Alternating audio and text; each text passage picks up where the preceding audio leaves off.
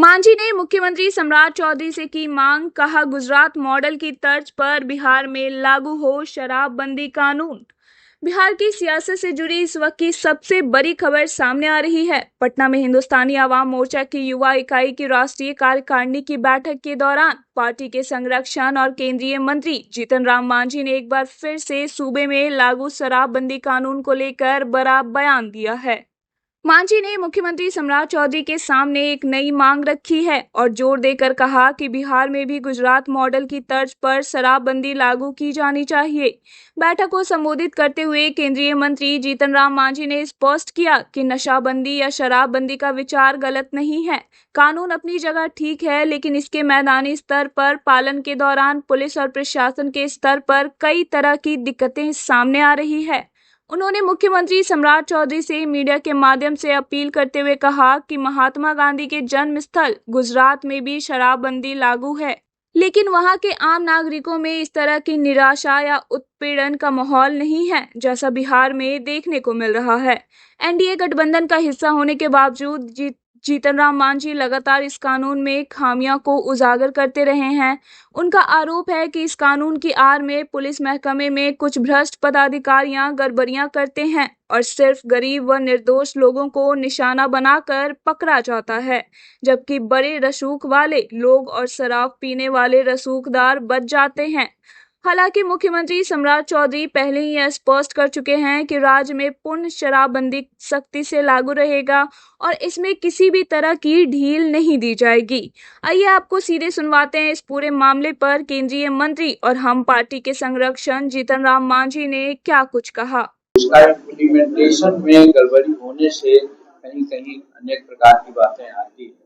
हम इस सरकार से, सम्राट चौधरी से भी ये कहना चाहेंगे आप लोगों के माध्यम से कि शराबबंदी जहाँ गांधी जी का जन्म हुआ था वहाँ भी है, लेकिन इस तरह से वहाँ लोग में निराशा नहीं है। हम तो पहले से भी कहते रहे हैं कि गुजरात मॉडल की शराबबंदी बिहार में लागू हो, तो सम्राट जी से भी कहेंगे कि एक तो शराबबंदी के चलते पदाधिकारी लोग जो गड़बड़ करते हैं, पैसा अर्जित करते हैं और गरीबों को फंसाते हैं। आज 11-12 लाख लोगों पर केस मुकदमा है, जिसमें हमारे गरीब लोगों पर 6-7 लोगों पर है। तो कहने का मेरा मतलब है कि ये ऐसा नहीं हो, इसके लिए प्रशासन को चुस्त और दुरुस्त रखें।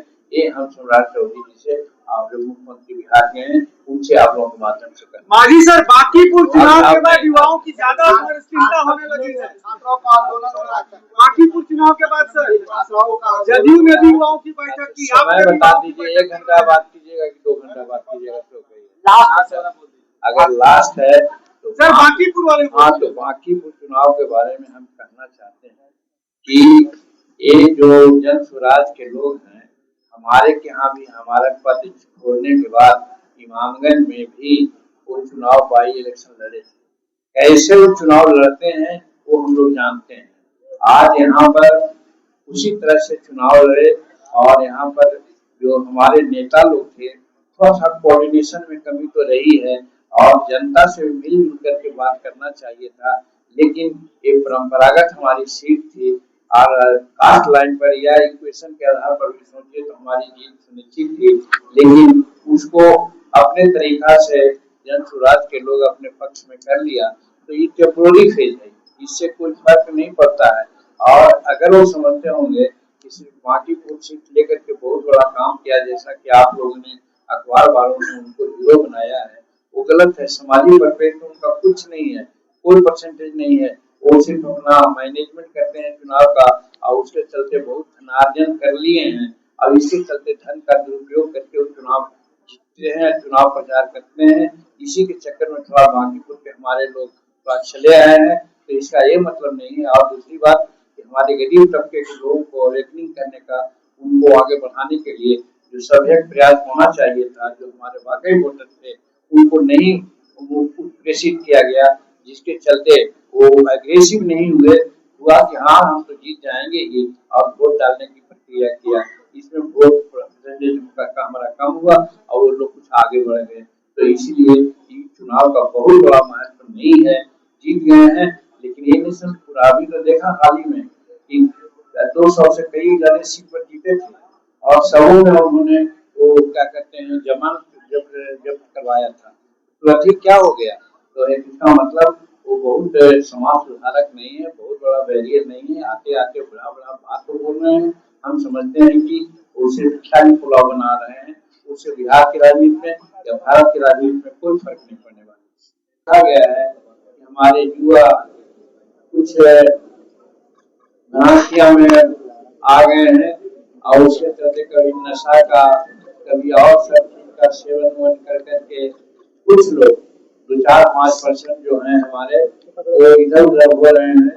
तो हमारे जो हिंदुस्तानी अवाम मोर्चा सेकुलर के साथ ही यहाँ पर उपस्थित है राष्ट्रीय राजधानी के, वो लोग संकल्प लेंगे कि हमारे युवा भाई जो भी 1-2% गलत रास्ते पर जा रहे हैं, नशा वगैरह की बात करते हैं, वो सबको हम लोग क्या करवा करके अपने पार्टी में लाएंगे और पार्टी को आगे ले चलेंगे।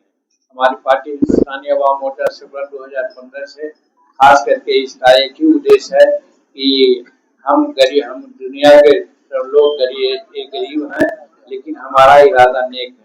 और इसके साथ साथ हम लोग जानते हैं कि मुख्यमंत्री के काल में जीतन मांझी जो मुख्यमंत्री रहे थे 9 महीना, उस समय करीब 34-35 ऐसे निर्णय लिए थे जिसमें युवाओं के लिए, महिलाओं के लिए, खेती मजदूरों के लिए, खेती के लिए और सिपाही के लिए और सब तरह के लोगों के लिए काम कर रहे थे। और उनके लिए ही ये पार्टी बनी है कि जो काम बचे हैं। नीतीश कुमार जी अपने समय में बहुत अच्छा काम किए और आज सम्राट चौधरी जी के कामों को आगे बढ़ा रहे हैं, लेकिन कहीं कहीं कुछ अगर कमी हो जाती है तो हमारे युवा लोग उनसे मिल करके अपनी बातों को उनके सामने रखेंगे और ताकि और सशक्त रूप में हमारा बिहार और भारत बढ़े और खास करके युवा संगठित होकर के आगे बढ़े, जिससे कि हम भारत को शक्ति मिले और भारत को आगे बढ़ाने का संकल्प जैसे नरेंद्र भाई मोदी जी लिए हुए हैं। आज हमारा सौभाग्य है कि नरेंद्र भाई मोदी जी ने जापान को पछाड़ करके हिंदुस्तान की आर्थिक स्थिति को चौथा स्थिति में ले आए हैं और उनका संकल्प नहीं है, उनका संकल्प है 2047 में कैसे भारत दुनिया का सबसे आर्थिक में आ जाए। इसके लिए वो रात दिन काम करते हैं और उस काम की सफलता में युवाओं का बहुत बड़ा योगदान है और रहेगा। कैसे युवाओं को और संगठित करें, इसके लिए वो प्रयास यह है। हम लोग मंत्रिमंडल के लोग भारत सरकार के मंत्रिमंडल में हैं, हम लोग को ये निर्देशित किया गया है कि युवाओं से हम लोग संपर्क करें, उनके कॉलेज में, उनके और सब जहाँ ट्रेनिंग सेंटर है वहाँ जाएं और वहाँ जा करके भारत का जो कार्यक्रम चल रहा है उसको हम लोग बतावें और ऐसी स्थिति न होने जाए जो बंगाल, जो हमारे बांग्लादेश में और हमारे पाकिस्तान में जो बातें हो रही है। एक तक तो ऐसा है दुनिया में कि जो बांग्लादेश और पाकिस्तान में जिस प्रकार की स्थिति आ रही है उसी प्रकार की स्थिति भारत में भी हो, इसके लिए वो लोग प्रयास कर रहे हैं और एक आंशिक प्रयास उन्होंने किया लेकिन सफलता नहीं मिली। और नरेंद्र भाई मोदी जी के कुशल नेतृत्व में हम लोग सब आगे बढ़ गए हैं, लेकिन साथ साथ हम लोग अपनी अपनी कमजोरियों को भी महसूस किया है कि जिसमें हम लोग युवाओं को थोड़ा सा कम करके देख रहे थे। युवाओं को आगे बढ़ने का काम है। हमारे RSS संचालक मोहन भागवत जी ने भी कहा है कि युवा शक्ति है, युवा के बिना कुछ नहीं हो सकता है और उनका जो भी आंदोलन हुआ है वो गलत नहीं हुआ है, ठीक हुआ है। हम लोग को सीख लेना चाहिए, आगे बढ़ना चाहिए। तो कहने का मतलब आज हमारा विकास या राजनीति युवाओं के इर्द गिर्द घूम रही है।